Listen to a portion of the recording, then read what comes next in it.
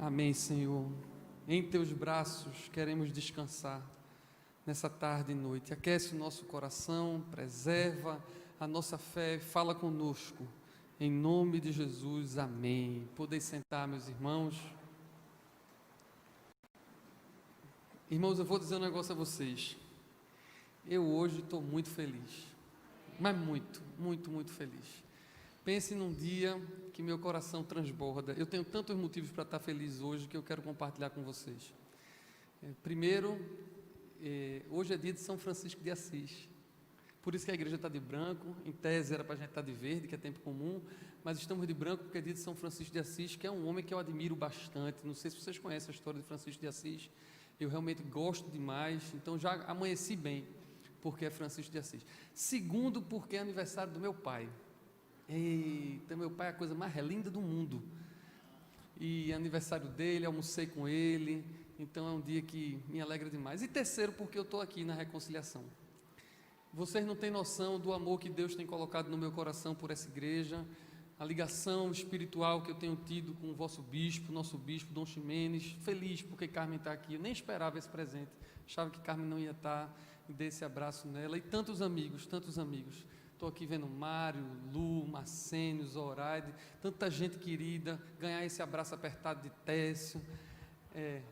E eu estou doido para no meio da pregação ele dar um grito daquele que eu fico ouvindo pela internet, que eu não sei se vocês ouvem na internet, dá para ouvir, viu? Quando o Ximenes fala alguma coisa aqui, ele dá um grito, aí eu digo, eu gosto de ir na reconciliação para ouvir aquele grito, e aqui eu estou muito feliz, tenho estado aqui com muita frequência, e isso alegra demais o meu coração, e eu queria então compartilhar essa minha alegria com vocês, amém? Trago da parte do nosso arcebispo Paulo Garcia um abraço para a igreja. Quando eu liguei para ele dizendo que ia estar aqui, ele fica sempre muito feliz, e ele então pede que vocês todos se sintam abraçados por ele, amém? Irmãos, a história é cíclica, não sei se vocês sabem disso, a história se repete, né? Por isso que a gente diz que estuda história, porque a gente, olhando para o passado, aprende a ver o futuro, porque as coisas se repetem. E eu tendo a achar que a nossa espiritualidade também é cíclica. A gente vive momentos na nossa fé que vão e voltam. Eclesiastes, capítulo 3, um capítulo muito conhecido das Escrituras, Salomão diz que há tempo para tudo, não é assim? Tempo de chorar, tempo de sorrir, tempo para plantar, tempo para colher. E o que acontece é que depois que chega o tempo de chorar, e depois de sorrir, e depois de plantar e de colher, eu descobri essa semana, olha, eu leio esse texto há muitos anos, viu? Eu já li esse texto 1 milhão de vezes, mas só essa semana foi que eu descobri o versículo 6 que diz que tem tempo de desistir. Eu nem sabia. Salomão diz, tem tempo de desistir. A gente, em época que a gente ouve muita pregação, não desista, não desista, não desista, Salomão e a palavra de Deus dizem que tem tempo para desistir também. Tem tempo para tudo. E quando você acha que está acabando o tempo, começa tudo de novo. O ciclo se renova e começa mais tempo de rir, mais tempo de chorar, de plantar, de colher e por aí vai. O popular Lulu Santos diz assim, a vida vem em ondas como o mar, num indo e vindo infinito, não é assim? De maneira que a nossa espiritualidade, eu não acho que é diferente disso, ela não é diferente necessariamente, às vezes a gente acha que a nossa espiritualidade é feito um prédio, que a gente constrói a base, e depois constrói a parede, e depois, sei lá, o fundamento, e depois um teto, e a gente vai construindo sempre uma coisa em cima de outra, e faz sentido a gente entender que a revelação de Deus é progressiva na nossa vida, faz sentido a gente entender que o nosso crescimento espiritual, ele é processual e sustentado, mas quem tem um pouquinho de experiência na fé, quem tem mais um tempinho com Deus, sabe que as coisas não são bem assim, porque às vezes a parede ou o fundamento, aquilo que você já construiu há algum tempo, se abala. Às vezes aquilo que você achava que já tinha resolvido, que estava resolvido, é mexido e você precisa voltar ciclicamente para tratar, reconstruir, refazer uma parede, rebocar ou dar uma segunda demão, não existe esse negócio, né? E eu não sei porque eu estou falando disso, que eu não entendo nada de obra, não sou engenheiro, nem arquiteto, nem mestre de obra. Eu podia ter feito outra analogia, mas eu quero que vocês entendam que não é necessariamente uma construção que é sempre linear, pelo contrário, muitas vezes a gente precisa voltar nas coisas que a gente vem aprendendo e ouvir as mesmas coisas que a gente já ouviu antes e que a gente pode pensar, mas isso eu já ouvi, esse texto, ou esse sermão, ou esse tema. Mas eu creio que muitas vezes e sempre, ciclicamente, nós precisamos voltar a esses fundamentos e a cada partezinha da nossa espiritualidade, do nosso crescimento, para que a gente esteja sempre sustentado e forte. Então, no começo da fé, a gente precisa sempre ouvir muito sobre Jesus, sobre o plano de salvação, sobre a graça, favor imerecido de Deus. Aí tem hora na fé que a gente precisa ter a nossa fé encorajada, em que você precisa ouvir uma palavra assim: olhe, você sabe em quem você tem crido. Tem horas que a gente já está em caminhos que a gente precisa ouvir outras coisas, precisa ser exortado, precisa que alguém diga assim: olha, esse caminho é um caminho de morte, é um caminho de morte física ou espiritual. Tem ocasiões que o que a gente precisa ouvir é uma palavra de esperança: aguenta firme, não é o fim, o céu está ali. Mas aí depois volta tudo de novo, e a gente precisa ouvir sobre a graça, e a gente precisa ser encorajado, e a gente precisa ser exortado, e a gente precisa ter esperança, e o ciclo segue. E eu pergunto a vocês logo de começo: aonde você está no ciclo da sua espiritualidade? Qual é a sua necessidade hoje? O que é que Deus vai e quer falar com você, ou o que você precisa ouvir de Deus?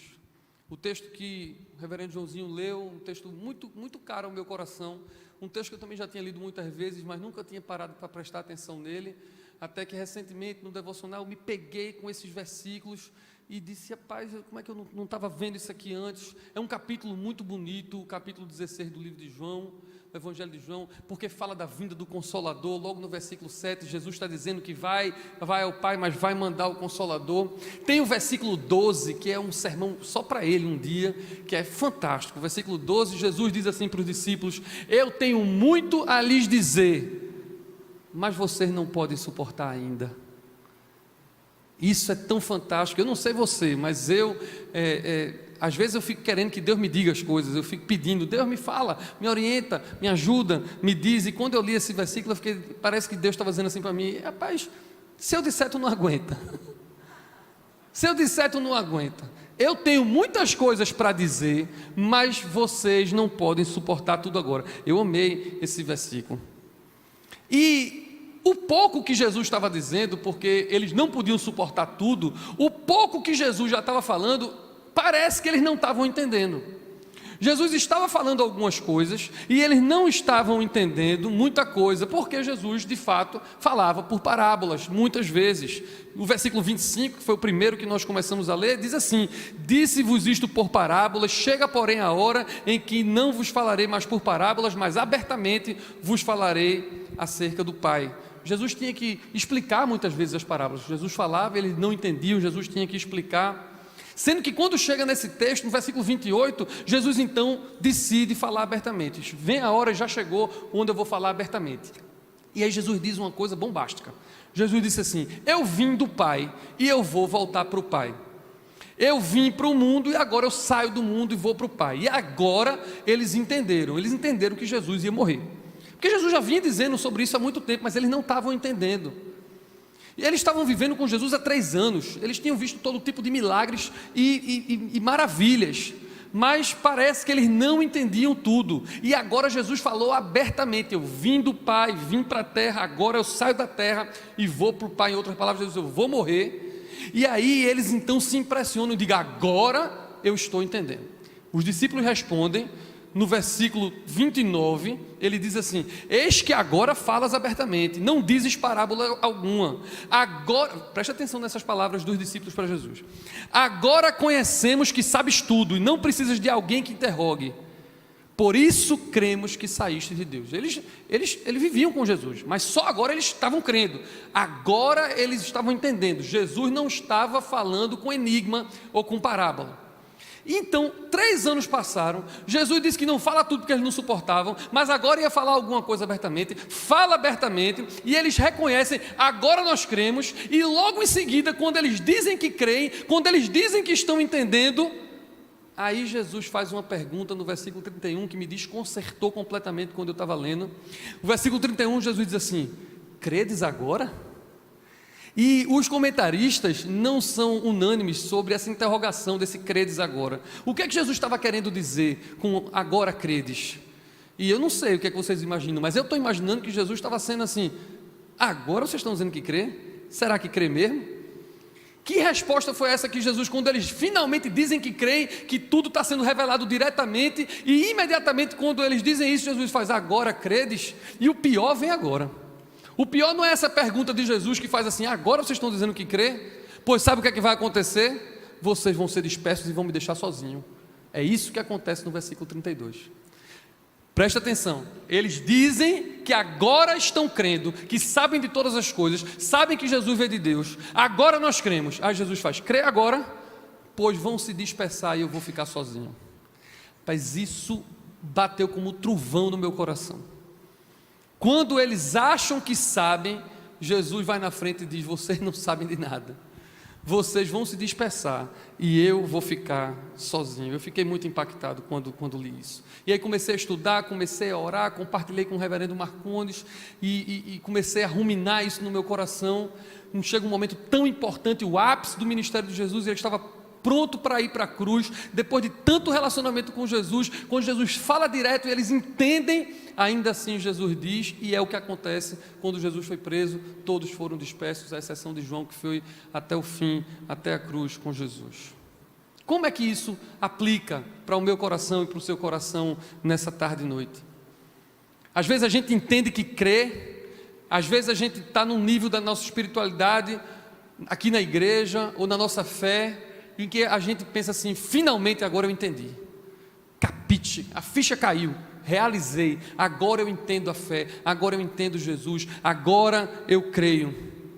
Sendo que mesmo quando isso acontece, nós estamos suscetíveis a nos dispersar e estarmos longe de Jesus. Grandes homens na Bíblia e na história da igreja mostram que nós não podemos ser soberbos espiritualmente. Nós não podemos nunca dizer que a nossa espiritualidade está resolvida, agora finalmente nós cremos, agora finalmente nós entendemos e tudo está claro para a gente. Nós não podemos dizer isso. Por exemplo, Pedro, o apóstolo, que uma hora declara assim: tu és o Messias, o Filho do Deus vivo, logo em seguida é usado por Satanás para impedir Jesus de ir para a cruz. Jesus diz: afasta de mim, Satanás. Davi mata Golias, mata urso, mata leão e depois comete aquele adultério com Batsebe, todas as histórias que vocês conhecem.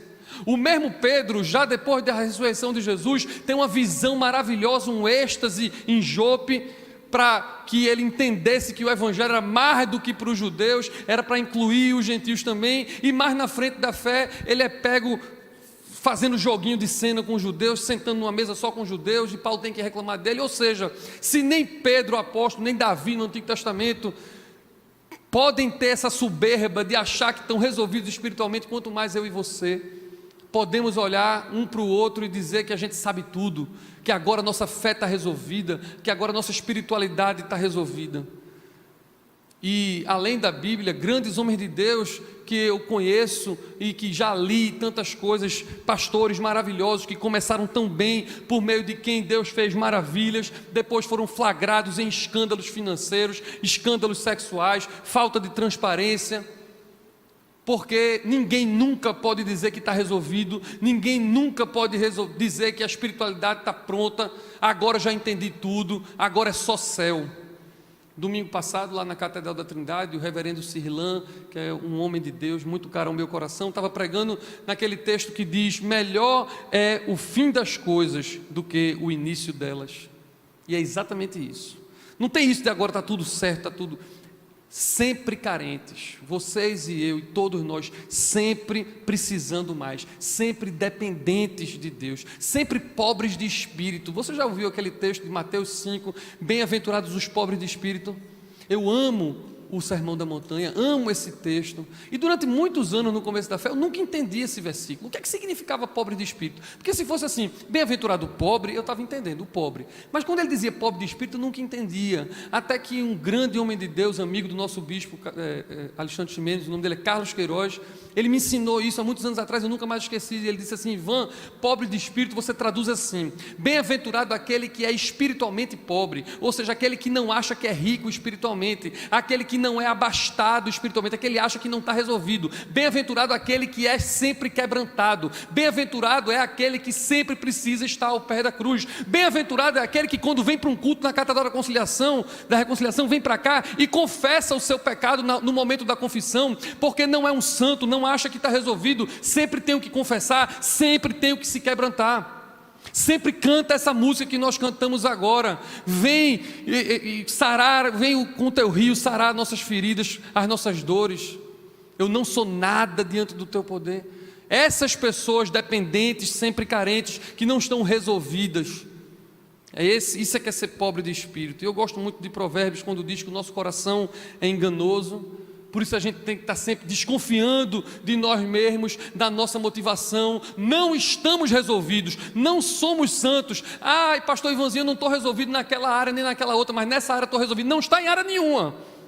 Sempre dependentes do Espírito Santo para tudo e para todas as áreas. O apóstolo Paulo vai ensinar isso aos coríntios: quem está em pé, cuide para que não caia. Quando eu acho que creio, que tem um fundamento que está resolvido, é que eu estou pronto para me dispersar, como os discípulos se dispersaram quando estavam achando que estavam prontos, entendendo tudo que Jesus estava dizendo a eles. O nosso bispo Dom Ximenes, ele conta uma história que vocês já devem ter ouvido muitas vezes, mas eu não canso de repeti-la, porque ela é o sinal de uma espiritualidade dessa forma. Jesus andou com aqueles homens tanto tempo e bombardeou tanto eles com essa pobreza de espírito que precisavam ter, com essa humildade, com essa dependência, que na noite em que foi traído, quando ele disse: um de vós me trairá, eles não ficaram dizendo: será que foi ele? Será que foi fulano? Será que foi cicrano? O que é que eles disseram? Por acaso sou eu? Porque aqueles homens sabiam que eram suscetíveis, eles sabiam que estavam prontos a se dispersar a qualquer momento, eles sabiam que precisavam de Deus o tempo todo. Então, essa primeira reflexão que eu faço no texto que lemos é para aqueles que acham que estão tranquilos quanto à sua espiritualidade, que se comparam com outros irmãos. O problema, pastor, é a minha esposa. Eu estou vindo aqui por conta dela. Ela precisa. Eu estou resolvido. E quantas vezes eu não já ouvi no gabinete: pastor, o problema é meu marido. Meu marido é um problema. Só a graça, Senhor, ore por ele. Eu sou crente, estou resolvida, mas meu marido... Quantas vezes eu não já ouvi isso? Olha, eu estou aqui, pastor, com meu marido, porque a gente tem um problema sério com o nosso filho. Amém, irmã? Temos um problema com o filho, com o marido, mas temos um problema com o nosso coração. Nós estamos aqui, cada um, porque precisamos da cura de Deus, precisamos da ministração de Deus para a gente, agora. Então, perdão, mas o meu objetivo é cutucar você, tirar você da sua zona de conforto, ajudar você a estar sempre quebrantado. Amém? Agora eles finalmente criam, agora eles entendiam, mas foram dispersos. A fé deles foi provada. Todos nós aqui temos fé, e a nossa fé é provada. Tem aquela musiquinha Rompendo em Fé, né? Cada vez que nossa fé é provada, tu me dás a chance de crescer um pouco mais. É assim. A grande questão de quando a nossa fé é provada é o que é que nós fazemos quando chega a hora da prova da nossa fé. Nós corremos e nos dispersamos como a maioria daqueles discípulos, ou não, a gente não faz isso? Qual é a nossa reação quando a nossa fé é provada? E eu aqui categorizei duas espécies de provação. Eu sei que tem muito mais. Isso aqui foi só eu na minha cabeça pensando que tem pelo menos duas grandes formas de provação e que a gente precisa aprender a reagir a elas. A primeira forma de provação que eu vejo muito claro, porque a nossa fé é provada, é aquela que foge ao nosso controle. Provação que foge ao nosso controle é um câncer que chega e que a gente não tem poder sobre ele. É o desemprego que chega e que a gente não tem como a gente se reempregar. É uma dor que a gente não controla. E muitas vezes as pessoas passam por um desemprego, ou uma empresa que quebra, ou um câncer, ou uma morte, alguma coisa, e se dispersa. A fé é provada e a pessoa se dispersa. Mas a maioria das vezes não acontece assim. Quando dói e quando sofre, muitos de nós que temos fé, buscamos a Deus. E faz sentido que a gente busque a Deus, porque é essa fé que nos vai sustentar. E até quem tem um pouquinho de fé vai se apegar nela, porque não tem controle, não tem nada para fazer, não tem mais a quem buscar, só tem a Deus. E o nosso bispo Paulo Garcia diz isso, né? Só é ruim, porque quem tem Deus tem tudo. Mas quem não tem fé, prova um pouco de fé nessa hora. Até o ateu pede oração quando está com um filho com câncer. Até o agnóstico fica pedindo oração para mim, que sou pastor, que tenho amigos ateus e agnósticos, e pedem oração quando tem um problema muito sério que foge ao nosso controle. Ou quando não falam em oração, falam em energia positiva. Mas quando a gente não tem mais controle, a gente vai buscando essa fé. Eu não sei se acontece, certamente deve acontecer com vocês. Imagino quantas vezes Técio deve ter recebido uma ligação no desespero de gente, inclusive, que não crê. E eu fico me lembrando da história de um farmacêutico. Essa história é interessante, a história de um farmacêutico que era ateu. Ele não cria. E além dele ser ateu, ele era abusado. Não estou dizendo que todo ateu é abusado, não, mas nesse caso o cara era ateu e abusado. Aquele cara mal-humorado, quase um seu lunga. E ele estava na sua farmácia, deu a hora de fechar, e quando deu a hora de fechar, ele já começou a fechar as portas. Nisso vem uma criança correndo, desesperada, com o dinheiro contado na mão e uma receita. Bateu na porta para ele abrir, porque ele precisava comprar um remédio. E ele, muito abusado, disse: não, ó, já fechei, compra amanhã. Mas a criança ficou batendo, meio que desesperada. E ele, muito mal-humorado, foi lá, abusado, abriu a porta. Que é, menino, o que é que você quer? E o menino disse: olha, eu estou aqui com o dinheiro contado que meu pai me deu e uma receita, minha mãe está muito mal, está morrendo, e esse é um remédio que pode curar ela, então o senhor precisa abrir, precisa me vender. E ele, mesmo abusado, foi lá, e já estava escuro, que ele já estava fechando a loja, pegou o remédio rápido, pegou o dinheiro, deu ao menino, e o menino saiu, e ele voltou para terminar de fechar. Sendo que quando ele voltou para terminar de fechar, ele viu que tinha entregue o remédio errado. E o remédio que ele entregou ia piorar, ia matar instantaneamente a mãe do menino. Nessa hora, esse ateu se desesperou. E ele correu atrás do menino para tentar interceptar ele antes que ele chegasse em casa para dar para a mãe. Mas quando ele viu, não tinha, mas não sabia nem para onde o menino tinha ido. E desesperado, sem nenhum controle sobre a situação, o que foi que ele fez? Ajoelhou-se e começou a rezar. Ele começou a orar dizendo: Deus, eu estou perdido, a mulher vai morrer, a culpa é minha, meu negócio vai fechar, eu vou ter que me mudar daqui se eu não for preso. O desespero bateu conta. Na hora que o desespero tomou conta, ele então buscou ao Senhor, entrou em pânico e estava lá orando fervorosamente e desesperado, quando ele sente então uma mãozinha batendo no seu ombro, e ele abre o olho e olha, e era a criança chorando, desesperada, diz: Senhor, me desculpe, eu estava com muita pressa, eu caí e quebrei o remédio, você pode me dar outro de presente, porque nem dinheiro mais eu tenho. E esse ateu ficou feliz, viu? A oração foi muito respondida, viu? Glória a Deus, ele deu. Reclamava tanto que ele ouvia os glória a Deus, mas no instante ele deu um glória a Deus. Foi lá e deu o remédio com muita alegria, o abuso foi embora na hora. Porque é assim, quando a gente está desesperado e foge ao nosso controle, até quem não tem fé encontra. Mas muitas vezes quem tem fé corre e se desespera. Mas tem aquela outra provação que não é uma provação que foge ao nosso controle, e eu vou dizer a você que não é nem uma provação ruim. Essa é a mais sutil, a mais delicada, que é a prova da nossa fé quando algo bom acontece com a gente. Porque quando algo bom, uma resposta de oração, alguma coisa acontece que a gente gostaria, tem muita gente que também se dispersa. A vida inteira orei querendo uma esposa, aí Deus me dá a esposa, eu fico com a esposa e deixo Jesus de lado. A vida inteira eu orei pedindo para passar no concurso público, aí eu passo no concurso público, resolvo minha vida e deixo Jesus de lado. E eu poderia aqui listar 1 milhão de pedidos de oração e de bênçãos que Deus dá, e que quando Deus dá, a gente se dispersa, porque existe, isso acontece demais. Eu não sei se acontece com você, mas comigo acontece. E a minha preocupação o tempo todo é essa: eu não posso me dispersar tendo a prova da minha fé, nem quando algo ruim acontece, nem quando algo bom acontece, porque seja qual for a circunstância, eu tenho que estar dependente do Senhor, porque senão a minha fé, ela é utilitarista, ela é uma barganha. Eu estou fazendo isso porque quero que Deus faça alguma coisa. Então é muito delicado, porque tudo que tira o foco de Jesus, da nossa dependência dele, pode nos dispersar. E fé não é Deus responder a nossa oração. Fé não é Deus atender o nosso pedido. Fé não é a gente desesperado ou grato receber ou ser grato, não. Fé, a Bíblia diz o que é. É a certeza das coisas que a gente espera e a prova daquilo que nós não vemos. E isso é para além de qualquer circunstância, boa ou ruim. Fé é a certeza do que a gente espera, prova do que a gente não vê. Toda fé é provada, mas essa é a fé bíblica. Perguntaram a uma criança uma vez: como é que você sabe que Deus existe, você nunca viu Deus? E ela deu uma resposta muito bacana, que eu gosto muito. Ela disse assim: olhe, fé é feita açúcar no meu leite com Nescau. Aí a outra criança não entendeu, disse: como é isso? Ele fez assim: mamãe às vezes faz leite com Nescau e não bota açúcar, eu não gosto. Agora, quando ela bota açúcar, eu gosto. Agora, eu não consigo ver a açúcar. Então, Deus é assim, quando Ele está na minha vida, ela tem gosto, e eu sinto, e é bom. Quando ela não está na minha vida, eu sinto e é ruim. Fé é algo que a gente experimenta, é uma certeza que a gente experimenta. E rapidamente eu queria fazer uma terceira reflexão.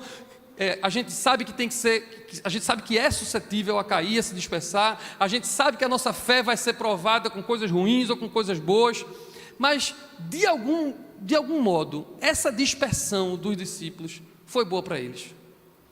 De algum modo, eles terem todos fugido e deixado Jesus só, foi importante para eles. Tem um pastor que eu gosto muito, tenho lido muito e ouvido muito, que é o pastor Tim Keller, um reformado americano, e ele estava pregando sobre Jonas um dia, e ele disse que Jonas, era tão importante que Jonas fosse para a barriga do peixe, antes de fazer o que Deus queria que ele fizesse, que era pregar o evangelho numa cidade chamada Nínive. E ele defendeu a tese de que se Jonas não fosse para a barriga do peixe e experimentasse a misericórdia de Deus e a graça, ele não teria graça e misericórdia para pregar. Ele só pregou em Nínive graça e misericórdia porque ele foi alvo da graça e da misericórdia de Deus na barriga do peixe e não morreu. E agora eu quero trazer esse mesmo pensamento para esse texto. Esses homens que se dispersaram foram os líderes da igreja. Esses homens que se dispersaram pregaram o evangelho, e essa é a razão de nós estarmos aqui hoje. Jesus instituiu a igreja e foram aqueles homens, os pais apostólicos, que começaram tudo, os apóstolos e depois os seus sucessores, os pais, e a gente está aqui nessa tradição, nessa sucessão, porque esses homens que dispersaram, depois foram alvo do ajuntamento de Deus, alvo da graça de Deus, da misericórdia de Deus, e puderam pregar essa mesma graça e essa mesma misericórdia às outras pessoas. Ivanzinho, você está dizendo que Deus permite que eu sofra só para que eu possa pregar? Não, não é isso. Nós sofremos porque é consequência dos nossos pecados. Nós sofremos porque o mundo todo é caído e é consequência da queda.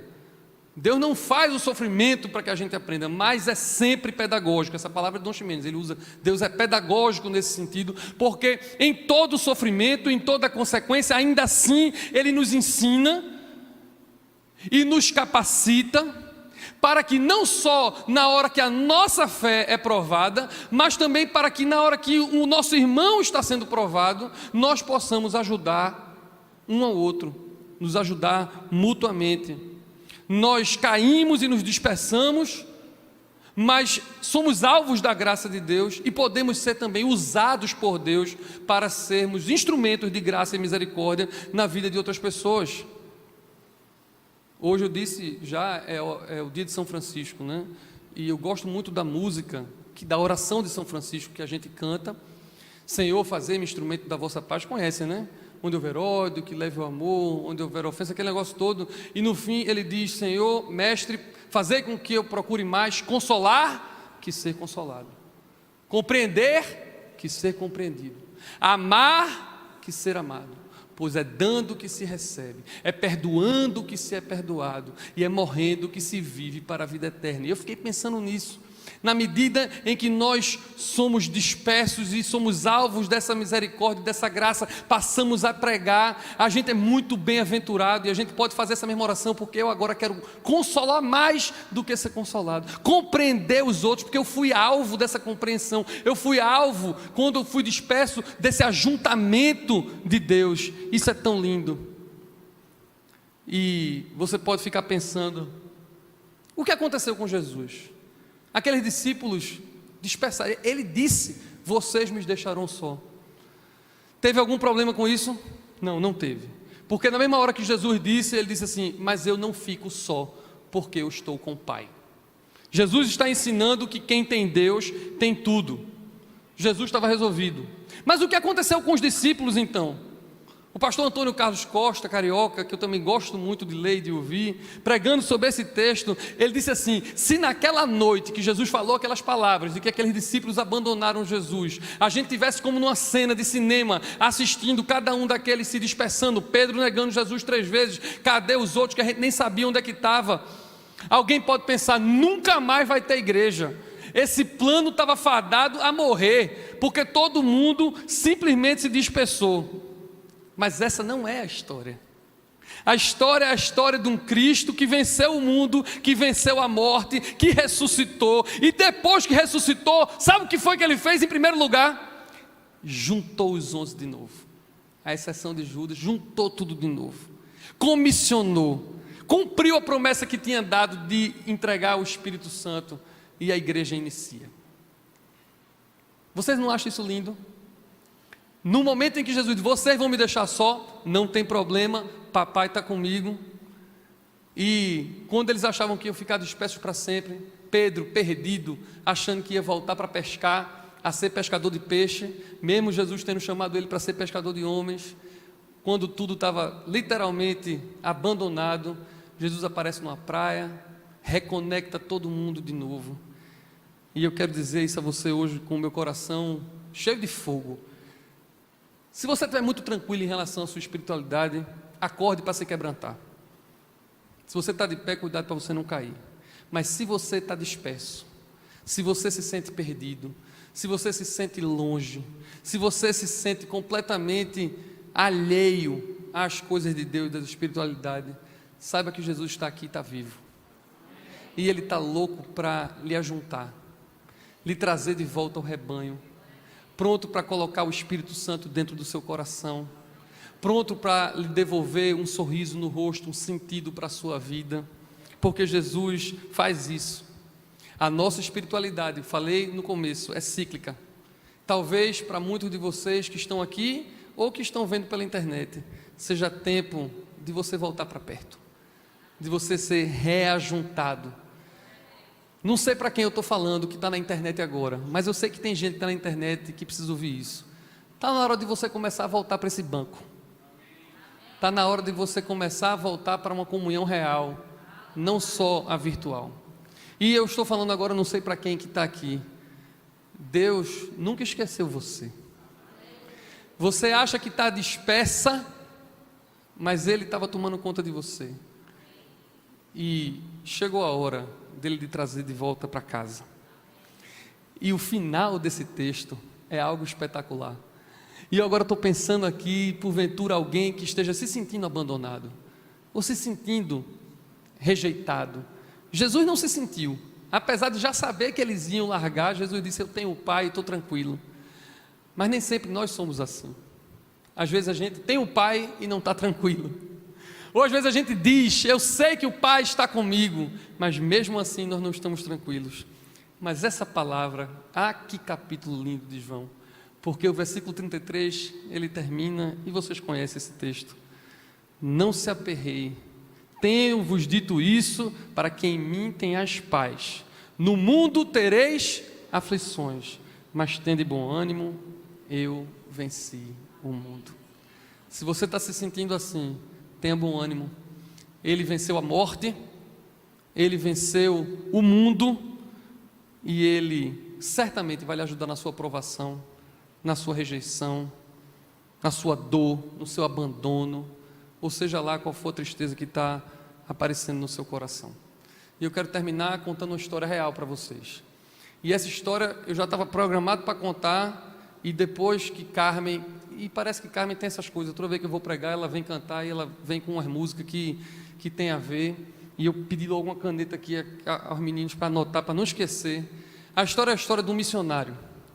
E esse missionário estava numa tribo indígena, num lugar onde tinha várias tribos indígenas que falavam um dialeto difícil, e a meta dele era traduzir a Bíblia para a linguagem daquele dialeto, para poder pregar o evangelho para aqueles índios.